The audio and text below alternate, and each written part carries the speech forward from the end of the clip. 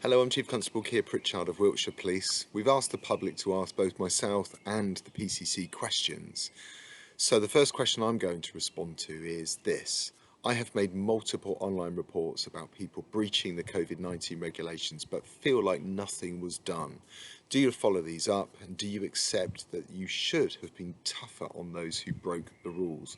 Well, first of all, can I thank you all for the questions that you've submitted and for the reports that you provided to us over the recent weeks around your concerns about how the measures may have been dealt with across the country and of course our county. So here in Wiltshire we have followed the national response, and that is that placing of the government lockdown restrictions will focus on the engagement with our communities and trying to work with the public to provide the best advice.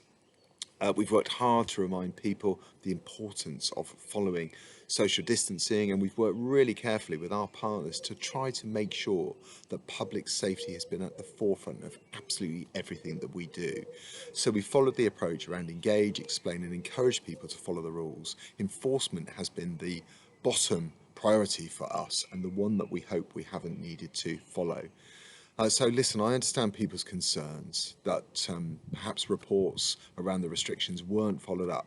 And we acknowledge that in the early stages, we were receiving nearly 1,500 different reports a week. So it was really difficult for us to deploy officers and staff to each and every one of those. But I want you to be assured that every single report was monitored and assessed by staff within our control room setting, and they were trying to decide against the balance of proportionality whether it was necessary to deploy an officer or member of staff to each such report.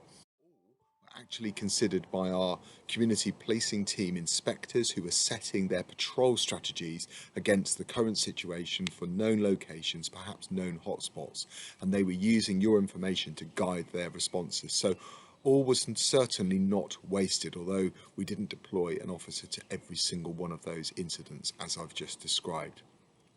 So obviously we've tried to find a balancing act as we've gone through this, trying to respond to the threats, trying to respond to the concerns of the public, but also trying to find that sort of right balance around what's lawful and what's proportionate. And I know that against these really difficult circumstances, we've had some difficult choices to make. I am really, really proud of the way that my officers and staff have policed through this. We've used common sense, we've used our best judgment, we've of course policed with consent, which is really, really important. And I know for every single person that said we haven't been tough enough, there are others that have said you've been too tough. So we've tried to strike that balance, and I think we've got it absolutely right.